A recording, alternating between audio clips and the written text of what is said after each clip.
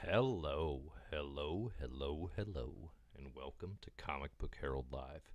Hey everybody, I'm Dave Busing, founder and editor-in-chief of comicbookherald.com. Today, you're listening to Comic Book Herald Live here on YouTube, maybe later on the podcast. We're going to talk about what's new in the world of comic books, including the hook today, where is Marvel and Jonathan Hickman going with the Marvel Ultimate Universe? If you are here with us live, please let me know. How are things coming through? Can you hear? Can you see? I'm starting early today. Listen, I know this thing says, there's a planned time to start, but I'm ready to go. I'm ready. It doesn't mean I'm excited to go. I'm actually a little bothered. I'm a little bothered at the moment. Maybe we could talk about that. But here we go. Comic Book Herald Live. If you're here live and in the chat, let me know what's up. Let me know how things are going. And we can talk. Getting your questions, getting your thoughts, getting things you want to review today. Super Chat is open and available thanks to those of you who support. You can also support Comic Book Herald endeavors over on patreon.com/comicbookherald. For as little as $1 a month, you can get some cool benefits. You can also do the same for the My Marvelous Year podcast over at patreon.com/mymarvelousyear. Let's see, we're heading into 2005. We are also, a bit of news. We are recording our first episode of Invincible. Invincible is being recorded this weekend. This will be the podcast series where I try to convince my co-host, longtime co-host, Zach Dean of My Marvelous Year, that Invincible is in fact a great comic book. I have Invincible ranked as my 25th favorite comic book of all time. It's very high, incredibly high. Some would argue too high, maybe even me. But Zach says, no, this comic is no good. Invincible will be an 8-episode limited series where we cover basically a ultimate collection and change per episode. And I'm going to take a different approach to trying to convince Zach that Invincible rules every episode. This may change my view of Invincible because I haven't reread it since I read it the first time, right? Zach famously will say, will take a stance opposite me and then come down very, very lukewarm and not really hold to that position. So the concept is one of us loves it, one of us hates it, and we're trying to convince the other of Invincible's relative merit.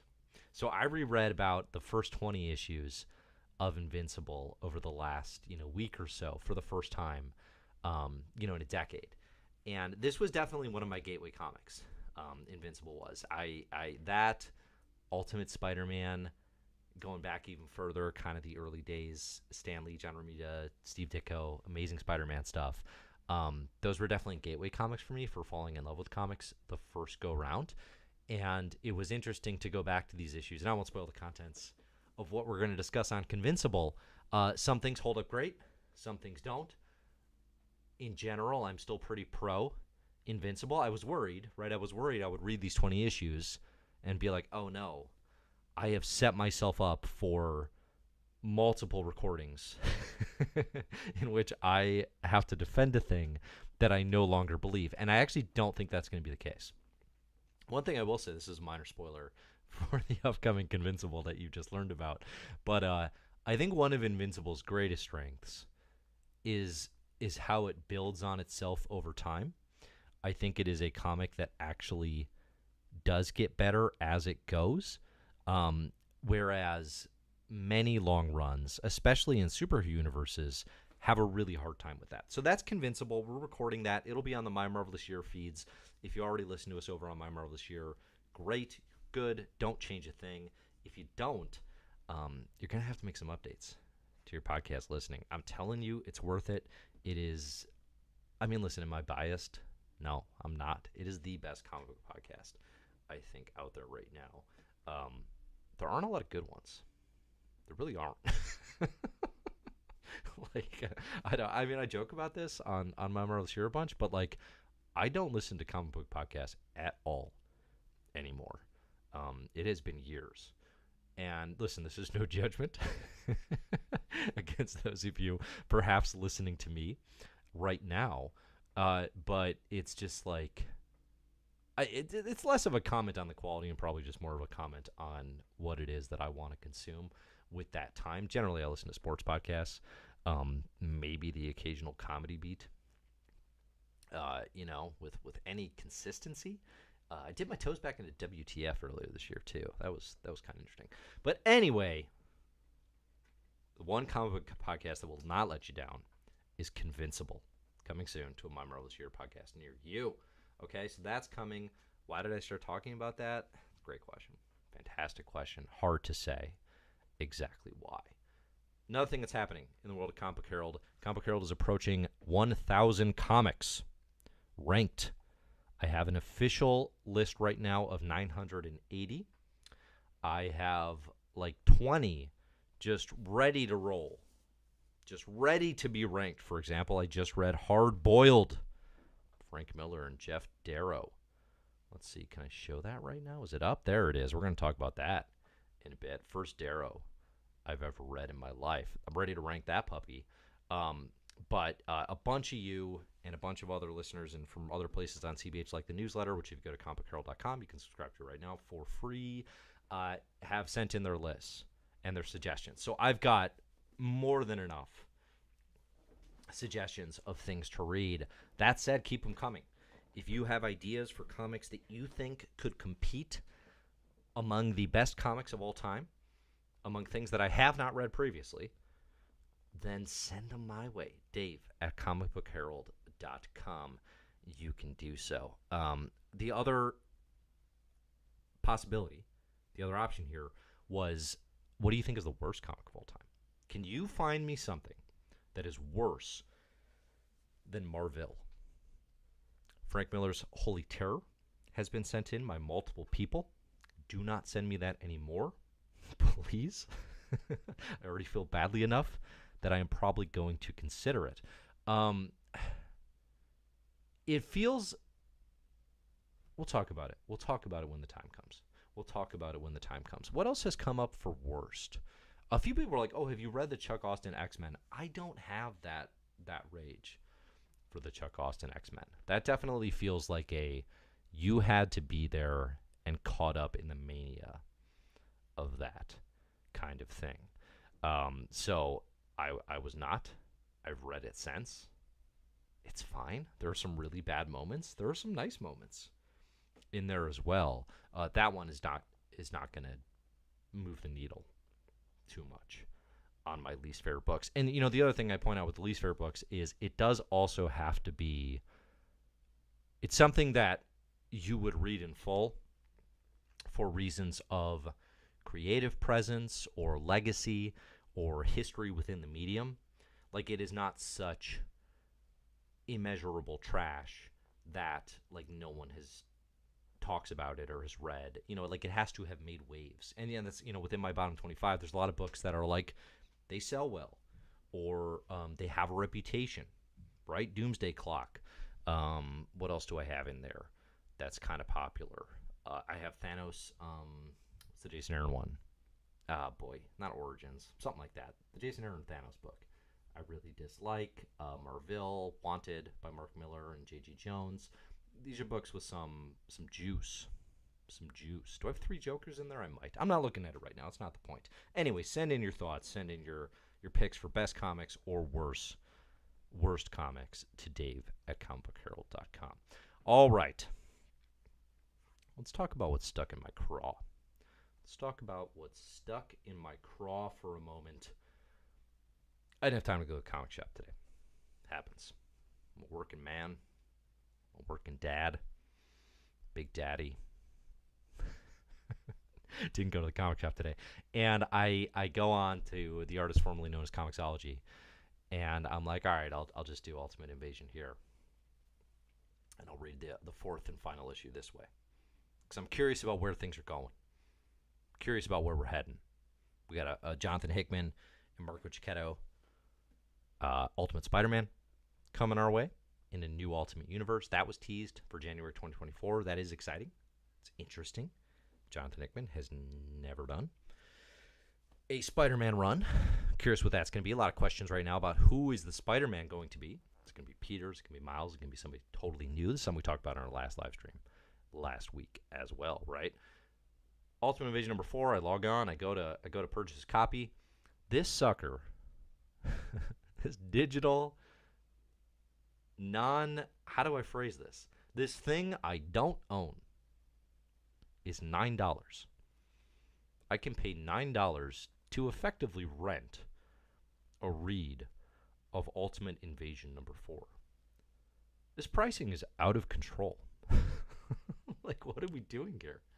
What are we doing? Ultimate Invasion in full is about $30 worth of what effectively boils down to an announcement that Marvel is relaunching the Ultimate Universe. This is the prequel to the setup. Marvel has done this before. So has DC. This is not like a new thing in comics, but the book that sets up the kickoff pretty much always sucks. I'm not pulling punches today. I got no time to pull punches. You live once. I'll pull a punch on this? Always sucks. It's a prequel. It's a setup to the book, this Ultimate Invasion number 1, that actually launches the thing. You know what's going to be possibly good and exciting? Ultimate Invasion number 1. The thing that actually kicks off what this Ultimate Universe is going to be. You know what sucked? The setup to that. The 4 issues of Ultimate Invasion that barely went anywhere and tell us just a wee little bit about what's coming down the road. And for that story that tells you an Ultimate Comics universe is in fact happening, I got that email, thanks. This series could have been an email, right? Let's just be clear about that. You had to pay $30 in print or in digital. Now, I am well aware that digital comics have always cost as much, exactly as much as print comics. I am familiar. That is a thing that publishers established so as not to infuriate the direct market. And I would imagine this was established when digital became a thing back in 2008. I still remember, a decade ago now or so, when it was a big deal that the digital releases were made available for purchase the same day as print comics, because there was the fear that retailers would freak out and that everyone would start buying digital instead of in print, and that it would kill local comic shops. And what has happened is now, 15 years later, since the proliferation of this technology and the artist formerly known as Comixology, that they still cost exactly the same. They are not commensurate values. Okay? If I go into a comic shop and I say, yes, I will deliberately spend too much money on this copy of Ultimate Invasion for $9, which is already a poor decision. A bad decision, but at least I can rationalize that in my broken comics brain by saying, I can put this in my collection. This thing could accumulate value over time. I have it. I like having it. I like bagging and boarding it. There is a emotional value to that investment. Paying $9 on digital, what does that do for me? Right? It gives me a rented copy, and then when this platform gets shut down because it is owned by a mega corporation that does not give a hoot about the future of the artist formerly known as Comixology, then I don't have it anymore. This is not new. This is I'm not breaking ground here, but it's really bugged me today. So I didn't buy the issue. I didn't buy it. $9. $9. Why is it so overpriced? There's all this talk about the price of Hickman books these days and the Hickman tax on Marvel Comics, and with Gods, this new series, it's been a big deal. And with Gods, I can I don't love it, but I can at least understand the thinking of this. Feels like a closer to a creator-owned thing that Hickman and Valerio Schiti are really invested in, and maybe there's a belief, there's a real confidence in the quality of Gods that you're like, yes, we're going to make this first issue $8. It's worth it, and it's way oversized, and you're going to get bang for your buck. Okay? Ultimate Invasion is so far from that. It is so far from that. I mean, I'll tell you what. I don't know what everybody involved thinks of the work. I'm sure they all did their best. Well, no, I'm not sure of that, but I'm sure they all worked really hard to make this come out on time. And it's just like, it's so badly overpriced for the value, for the setup to the kickoff. This is like paying for tickets. I can't say to see the Bears, because that's like, why would you inflict that hell upon yourself? How about the Bears being the actual worst team in all of football right now? How about them Bears being the actual worst team in the entire NFL? Did not see that one coming. Listen, I thought we'd underperform. I did not have confidence that this would actually be the hyped up turnaround as was teased. I did not think we'd be the actual worst team in all of football. I did not think Justin Fields would be unplayable by week 3. That's a killer. If you're like, why is Dave Dower complaining about the price of comics? Could it be the Bears? It's probably the Bears. It's probably the Bears. I watched the same game Taylor watched, and let me tell you, I wasn't having a good time. I'm glad Taylor was. I'm glad she and Travis had a nice time at that game. I did not. Okay? But where I was going with that is, you buy your ticket to see the Chiefs, because they're a fun team worth watching, and that ticket gets you the warm-up band to the national anthem. You get to watch like the D-tier celeb sing America the Beautiful, but you don't get to stay for the national anthem, and you don't get to see the game. That's Ultimate Invasion. Okay? It's none of the actual action. It's none of the actual juice. Am I really that bothered by this? I mean, no, not especially. But like, it's a bad thing for comics. It's a bad thing for fans when the work is overpriced like this so gratuitously and doesn't deliver. In my view, all it's doing, digital pricing like this especially, all it's doing is pushing people to piracy. Like, if you're, and listen, like, I'm fine. like I run Comic Book Herald. I can expense this garbage. Right? Like, I know what I'm doing. And I have the funds. Things are great. Thank you for your support over on patreon.com/comicbookherald. But like, if you're actually like budgeting here for comics, $9 for this thing, and it's just setting the stage for the actual kickoff to the actual Ultimate Universe, come on. That's terrible. Especially on digital. Especially on digital. That if I didn't have the funds, I'd look at that and I would say, I guess they want me to steal this. Like, they are advocating for piracy. I mean, come on. And like, listen, I've talked about this all the time. Comics piracy is absurdly easy. I don't endorse it. I don't encourage it.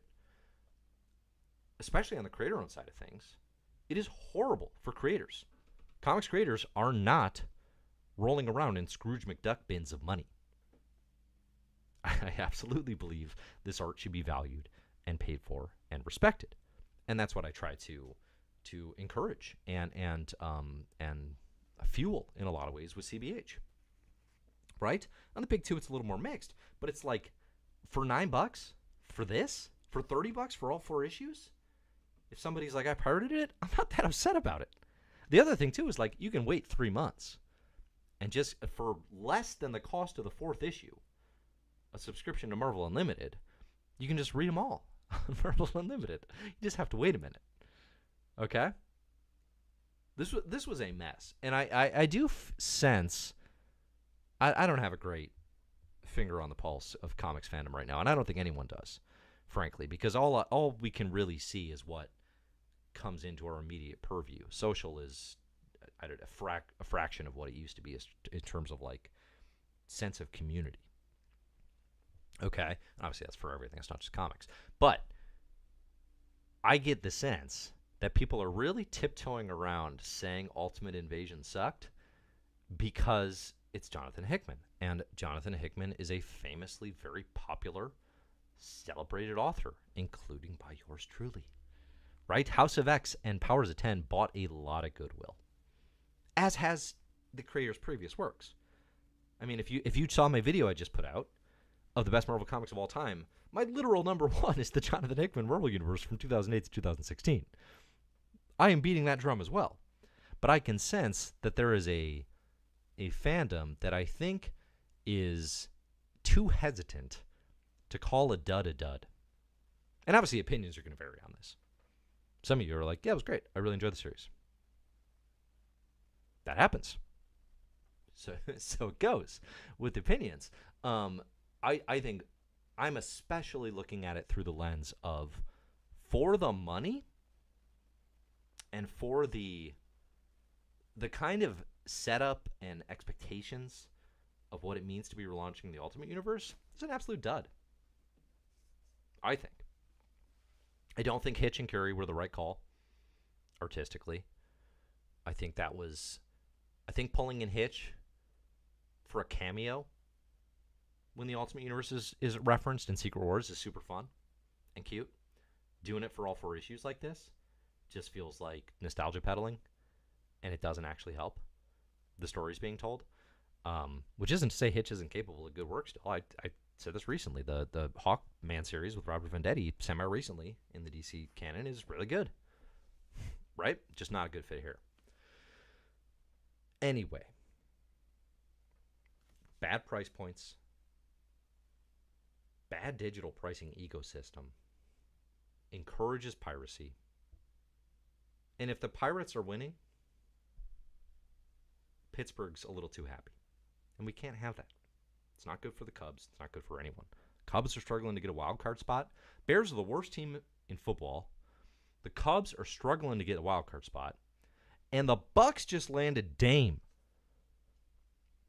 Come on. Bulls were already going nowhere fast. You want to talk about regression? You want to talk about malaise? Let's talk about the Chicago Bulls. Dame going to the Bucks? Good golly. That will be fun to watch with Giannis. But I guess I just pretend to fully embrace and adopt my dad's Wisconsin-hood for the next year. I don't know why. When I was in like 4th grade, I had the choice to just follow in my father's footsteps and be a Wisconsin sports team, or to try to fit in to where I lived and be a Chicago sports fan. And I chose badly. The lesson here, never succumb to peer pressure. Always respect your daddies. I think we can all agree. Okay, where are we going with this? Oh, yeah, Ultimate Invasion. So $30 for an announcement that Marvel's relaunching the Ultimate Universe. It seems, from the contents of the comics, like we will be playing in this now Maker-established 6160. So it's like, you know, it's kind of like the Ultimate Universe that we knew, but everything's a little to the left. You know, it's just a little askew. Everything's changed a little bit, but it seems like, you know, the Maker's attempts to sort of recraft an Ultimate Universe in their own image is in fact going to be the universe that the new Ultimate Universe is set in. So instead of a continuation from the old one, which would have been crazy, and instead of like 100% creating something entirely new, which I actually kind of think would have been the best, it's like a little bit of a mixture of both. It's like a little bit of it's more new than not, but not entirely. You know, it feels of a piece with the previous Ultimate Universe, except things are different here. Certain characters, a la Peter Parker, never had spider powers. Right? He's going to be the example everybody talks about for the while because of the Hickman Chechetto Spider-Man book. So, you know, what we could have in a Hickman Chechetto Ultimate Spider-Man is a book about a Peter Parker who doesn't get his abilities until he's like middle-aged and a teacher. And then that's a new lens, maybe, to now sort of do your Spider-Man book instead of high schooler Peter. That ship has sailed kind of thing. Or you write off Peter entirely, and it could be a new character. I guess we'll see. I'm still kind of pro new character. I mean, I think you can kind of have your cake and eat it too on that one. You can have Peter around, older in the background. You can have a Miles. Maybe you bring in the clone, Jessica Drew, who's a clone of Peter Parker. That sort of ideas. You can have a whole Spider family. But I do like the idea of actually creating a new one to do this thing. I think that might be the most exciting. As far as like, I guess here's the question for the live crew. Does Ultimate Invasion and kind of where it seems like the Ultimate Universe is going, does that make you more excited about it being relaunched, less excited, or just totally neutral? Because I guess for me, it actually makes me a little less excited, which is like the opposite intent of what it is supposed to do. I think if we're going in fresh to an Ultimate Invasion #1 kickoff, and that's just the first thing we see, I'm probably pretty excited about that. Because then it's like, oh, okay, what's it going to be? Let's launch this new thing, and then let's dive into it. As opposed to this, again, the book that sets up the kickoff is always a disappointment. There's no good example of this. There's just not. So, unforced error. Unforced error. All right. Getting your thoughts on Ultimate Invasion. I want to hear about it. Excuse me. Getting your questions, getting your thoughts. Again, some of you might like the book. That's fine. Like it's Jonathan Hickman and Brian Hitch. Like, it is a competent comic book. I just think, given the expectations, given the price point, given what it's trying to do, it's a dud, and it's a disappointment in my view.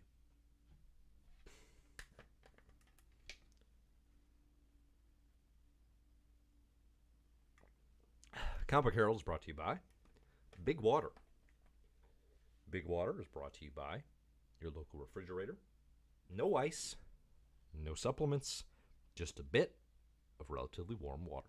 Big Water, available in a home near you. What else happened today? No news today. Really. Like news was pouring in last week. Didn't happen here. All right, let's talk about some comics.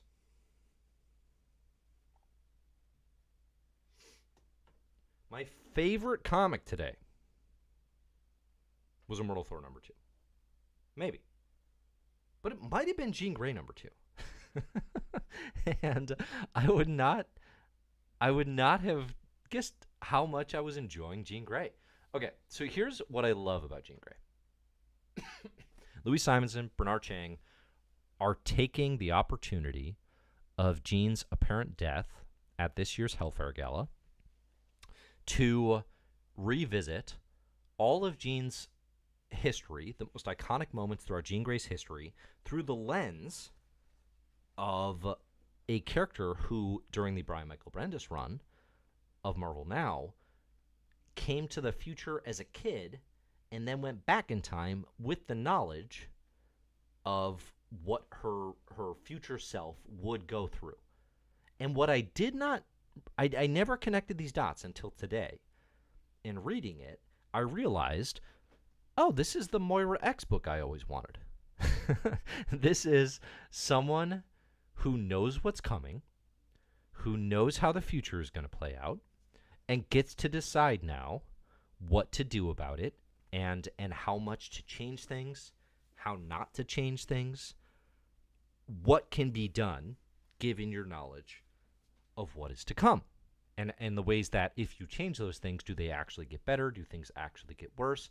It's the Moira X book I wanted. It's actually a really strong what-if flashback series through the history of X-Men, and Jean's moments specifically. So the first one was all about the original X-Men and going up against Magneto, and then the second one here is about the Phoenix.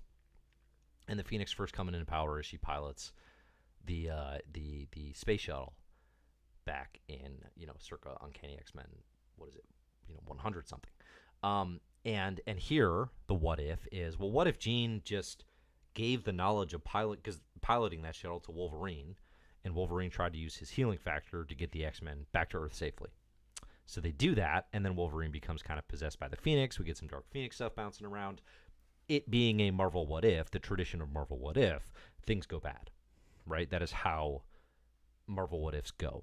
I would love, if anyone's like, hey, this Marvel What If, it actually ends well. I would love to know about that book, because I don't think I've ever read one where things don't just go off the wall terrible every time, But this one is like, it's good. It's just well done. I mean, on one hand, it's a bummer that it's doing the Moira thing and it's saying, oh yeah, this is the potential this series had, post House and Powers. But on the other hand, it's doing it well, and it's doing it with Jean. So good for them. It's also the first example, I think, that I've read in this entire era of X-Men comics where a creator and a book actually pulls off the blend of being a legacy title and having contemporary relevance instead of just being painted into this corner of the old-timers community, of the, like, oh, the OGs get their little minis, which is great. Pay them. You should. But it's like, how about you let them play in the play box a little bit too? The play box, that's what we call it, not the sandbox. Go play in the play box, Timmy. That's what Louis Simonson gets to do here with Jean Grey. Shockingly good, cool premise. Can't believe we never got a Moira book that did this throughout X-Men history. What a bust. What a disappointing bust. But yeah, Jean Grey's pretty good. Speaking of pretty good, Immortal Thor is still exciting. It's still nowhere near the Immortal Hulk level. That was kind of my one hesitant feeling about the first issue, which I really enjoyed. This is Al Ewing's new Immortal book, and it was like, okay, like, yeah, this is interesting. I'm definitely going to be reading this run. Al Ewing is Marvel's best writer. What's Immortal Thor going to do? I'm going to be here to find that out. And Immortal Thor number 2 definitely is like, okay, it feels kind of standard Thorish. It feels like the start to a new Thor run. And if you're like, yes, it is that. It should feel like that. The problem is, because it's in the same nomenclature and legacy of Immortal Hulk, the expectation is this is the prestige Marvel book. And right now, it doesn't feel like that at all. It's not hitting at that level. It's not playing on those terms. Will it get there? It could. I'm not going to doubt that Al Ewing might get there, but it doesn't feel like a reinvention for Thor in the way that Immortal Hulk was a reinvention for Hulk. And it does highlight, in the wake of 2019, and you had Immortal Hulk firing, and then you had House of X and Powers of 10, there was so much chatter about, like, how great those books are, right? But then also just this idea of, oh, everything needs to be reinvented, and oh, everything should be given a fresh coat of paint, like these creators found out how to do for these books. And it does highlight, like, that is such a difficult thing to do. If it was easy, everyone would do that all the time. It is incredibly hard to have that idea, to execute it, to have the confidence, the editorial support, the right creative units in place, the continuity lining up. Like, so many things have to go right to get to that point. And I say this a lot, but, like, it is a small miracle when comics are really good, when comics are exceptional in the big two. And that's why we should celebrate the great ones. Immortal Thor right now feels like it's on good, not great trajectory, but it's very early. 2 issues in, I'm a million times, going to read this series. By next issue, it could be, oh, here it is, and it's firing. And this is the best comic I've ever read. We could get there. I liked how this one ended. A lot, actually.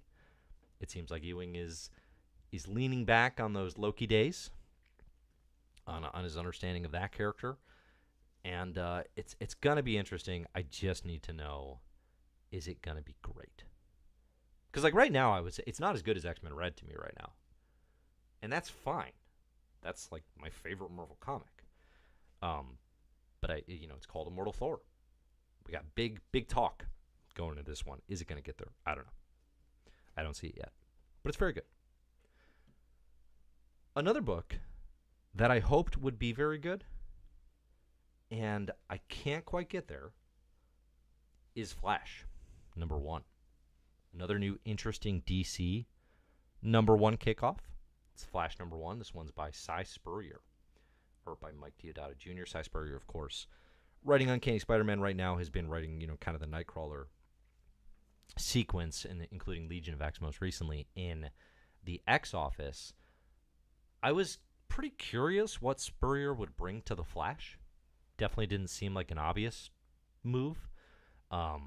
Didn't seem like the type of book that Spurrier necessarily would have worked on in the past, so it made me very curious, like, what are they going to bring to this title?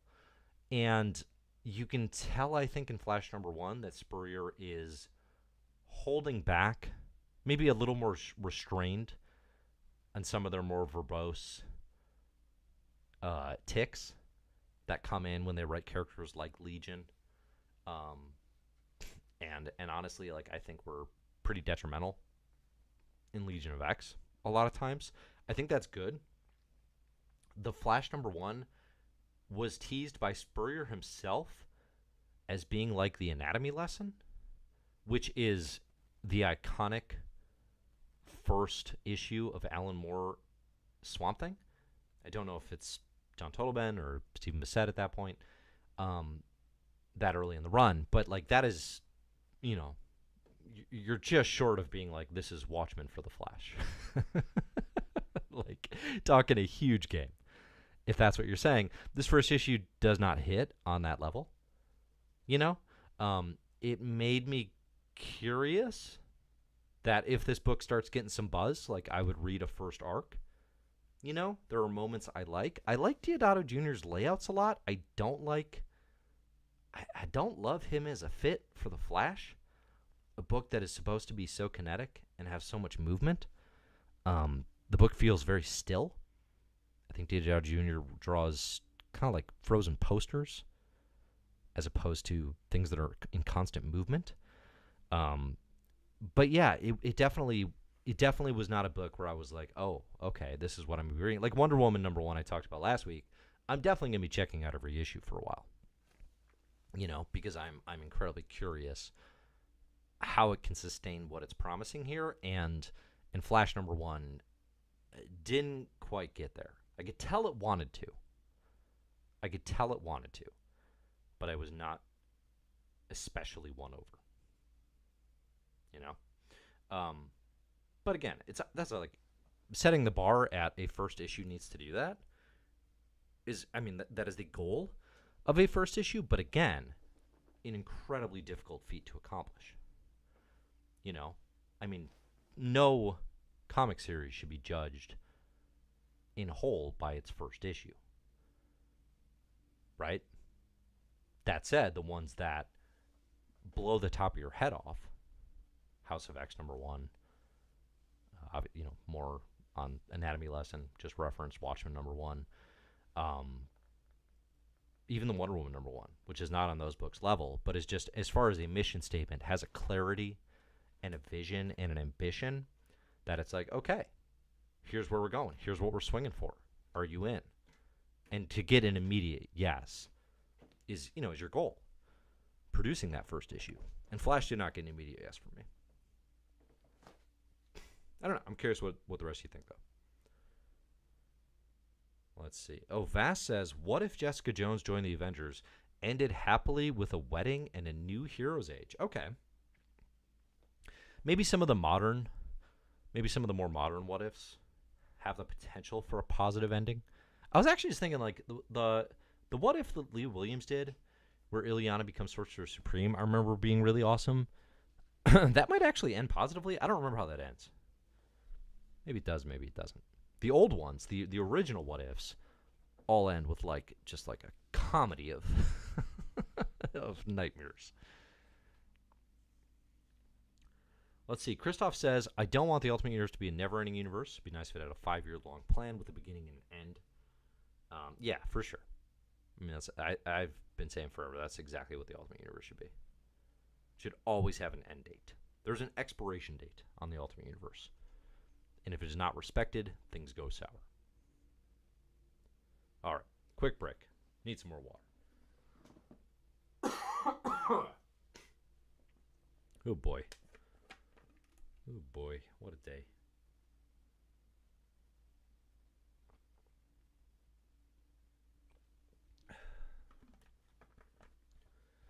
Warren here says, somebody said that the Ultimate Universe relaunch is Marvel's version of the Milestone Initiative.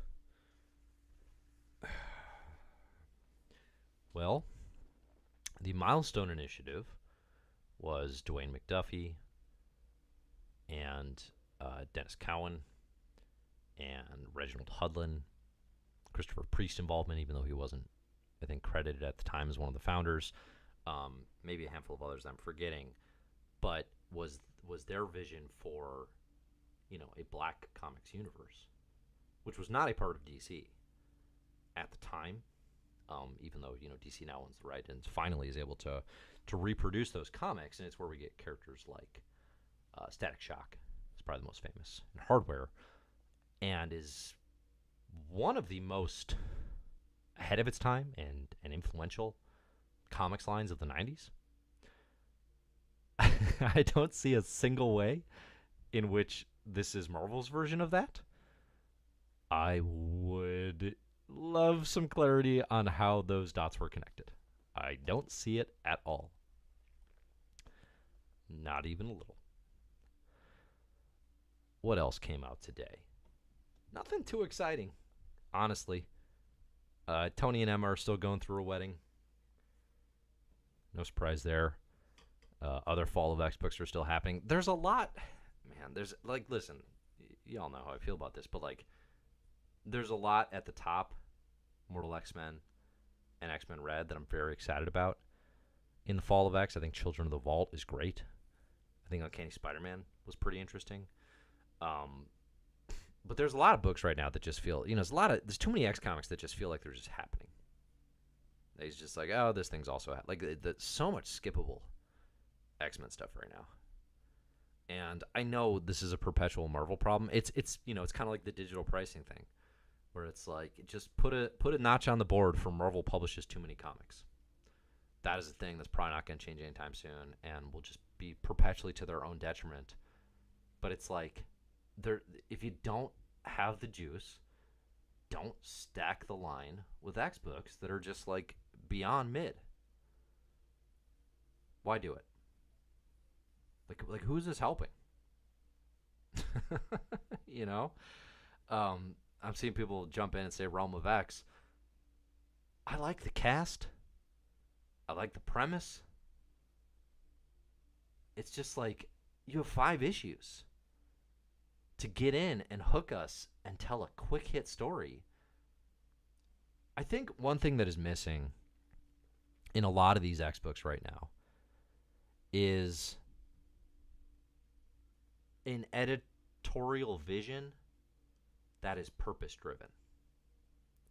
I think there's a lot of freedom in the Jordan D. White administration, which has had tremendous success.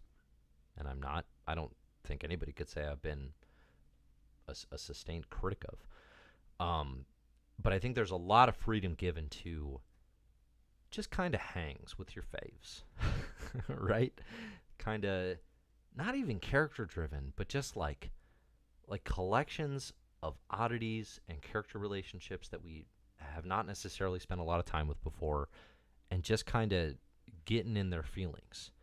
And there's a place for that. And that stuff can be important.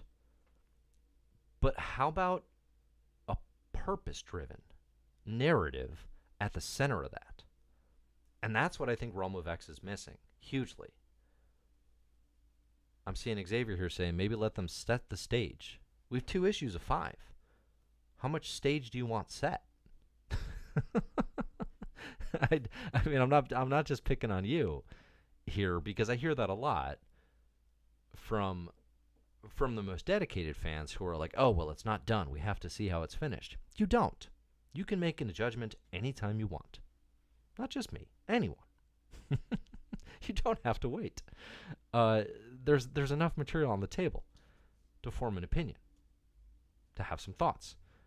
I just think it feels to me like it has been kind of the flaw since, what was the middle stage called? What was Dawn of X? And then it was it Realm of X? Now it's a book? What was it? Then it was Destiny of X, now it's Fall of X. What am I missing? Reign of X. That's what it was. Just like, I don't know, have a goal. Especially in these 5-issue minis in the Fall of X.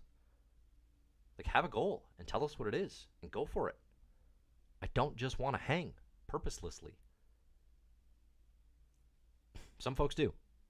I guess that's what they're banking on. Vincent says the Duggan books being the center isn't really working for the new X titles forming an identity. I think Duggan actually does a pretty good job. Because I've heard that a few times, that like the Fall of X doesn't have like a core book, and that's part of the problem. I think Duggan's been pretty consistent since the Hellfire Gala in terms of establishing, like, he's the one moving the core sort of center of continuity. I don't think that's been the problem, honestly. Like, if you follow Duggan's work in X-Men and Invincible Iron Man and Uncanny Avengers, I think you have a pretty clear picture of what's happening in the world of X-Men and the Fall of X. I do, at least. Like, that is where most of the continuity-heavy stuff is happening, aside from Gillen exploring where the mutants went and Al Ewing dealing with the Civil War on Mars. You know? I think the problem, the challenge more for me is like, okay, but if that's your center, how good is that center? And do you have your best player with the ball? And they don't. You know? But I think as far as like clarity of Fall of X, I think it's very clear. I don't know. It's not a confusing era. Right? Shit hit the fan. Like, things are terrible for mutants. They've been decimated worse than decimation. You know? So I think it's clear what the intent of this era is.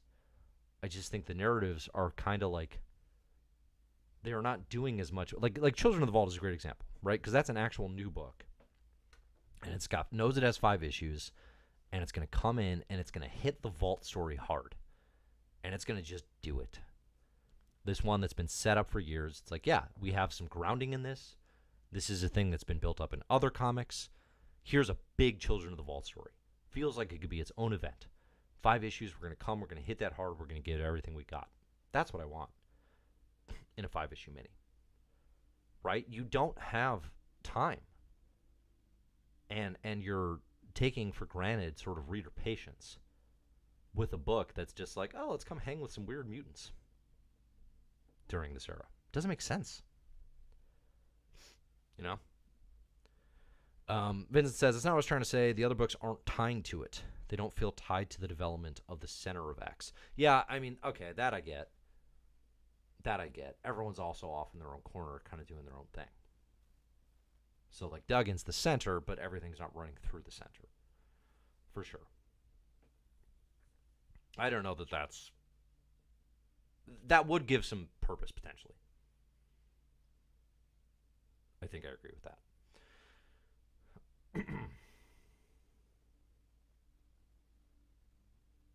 All right. Get in your thoughts. Get in your comments. Get in your questions here. I'm going to pull up some comic recommendations before we go. A Guest in the House by Emily Carroll. This is one of, if not the best comics I've read in 2023. Emily Carroll's fantastic. If you're not familiar with the work of Emily Carroll, I highly recommend that you make yourself acquainted. Through the Woods, something about a castle and sexy vampires. I forget exactly. When it last I came to the castle, maybe? Something about coming in a castle. Emily Carroll's really flipping good. Kind of erotic horror sometimes, but A Guest in the House is relatively straightforward. But it is a haunted house story It is a semi-murder mystery, but then by the end, and I won't spoil it, it is something entirely unexpected. Carol's artwork and ability to craft these just like gorgeous, like impossible to define landscapes is out of this world. This one's out from First Second. It is out now, and this is going to be one of my favorite comics of the year. I don't know if it's 100% going to be my first favorite, but like this is, I mean, it's like 250, 300 pages, and I sat down on the couch and read the whole thing in one go. It's that flipping good. I almost had to read it a second time because the ending was like so amazing. Gist in the House by Emily Carroll. Check it out. If you like horror, if you like good comics, you will not be disappointed. All right, here's one that's not going to go on the best 2023 list, but I was pretty interested in reading it. I'm a huge Black Hammer fan. I got really into Black Hammer when it was coming out in 2017, and I've definitely faded on the Jeff Lemire, driven superhero universe since then. I saw it in my library recently. The Last Days of Black Hammer was out. This is the one that Lemire, I think, kicked off his Substack with, but now it's just out in a trade. This is it's a prequel to Black Hammer, and it actually focuses on that character.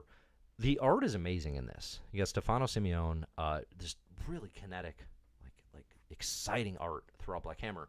The problem that I have, and it's all very competent.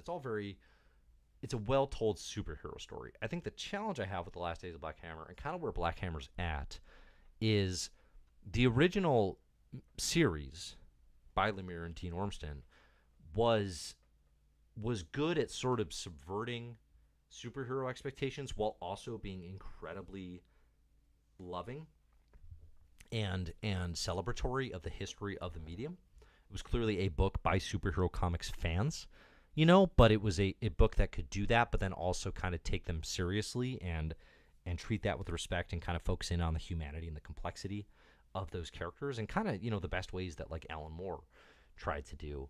And I think since then what has happened is the universe has kept going and more books have come out, and Lemire has, he kind of had a hit. Now it's like, well, we got to maintain that hit.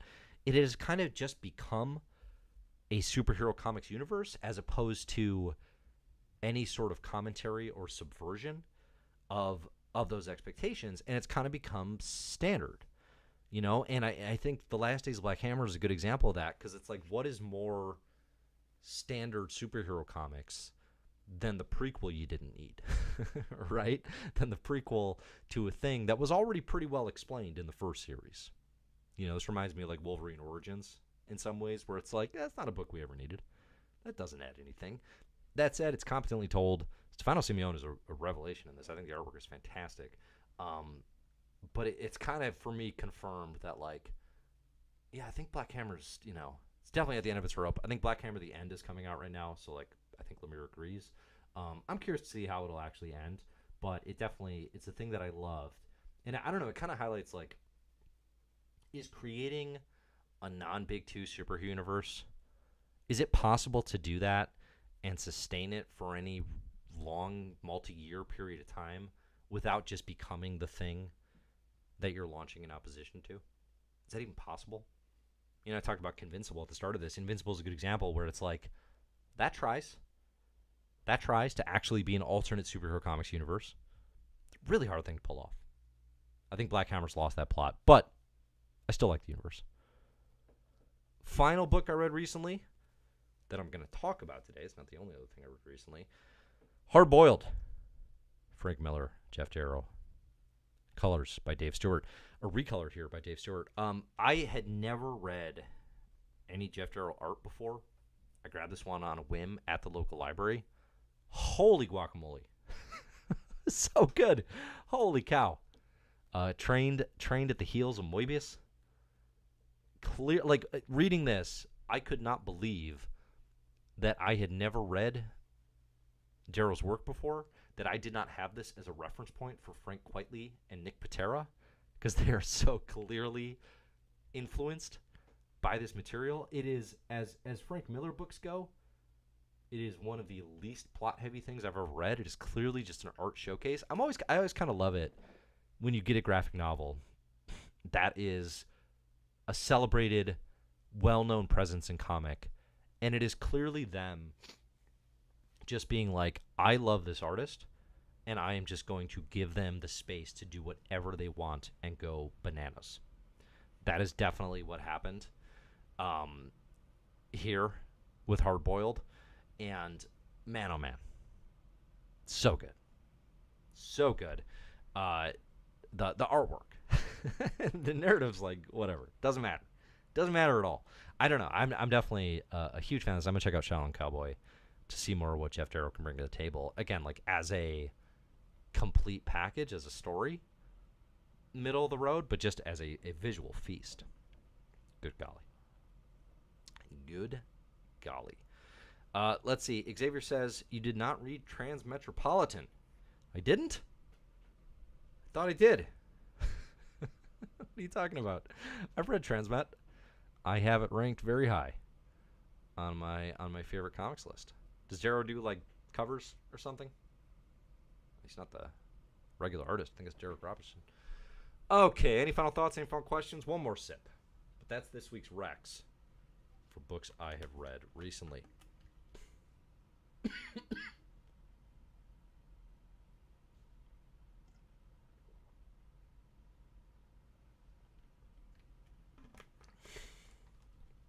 Okay. Thanks, everybody, for listening. As always, you can find my stuff at Comic Book Herald. You'd be here any week. The comics are good. Let's see. What do we got? What do we got next week? Anything good coming out? Going over to League of Comic Geeks. We're going to see what is on the table for the week of October 4th. New Immortal X-Men. New X-Men, number 27, with Scott Summers on the cover. We got new X-Force. I'll be here. Birds of Prey, number 2. First issue was great. Oh, and God's number 1 is next week. Okay, say no more. Say no more. Thanks, everybody, for listening. We'll be here next week. Enjoy the comics.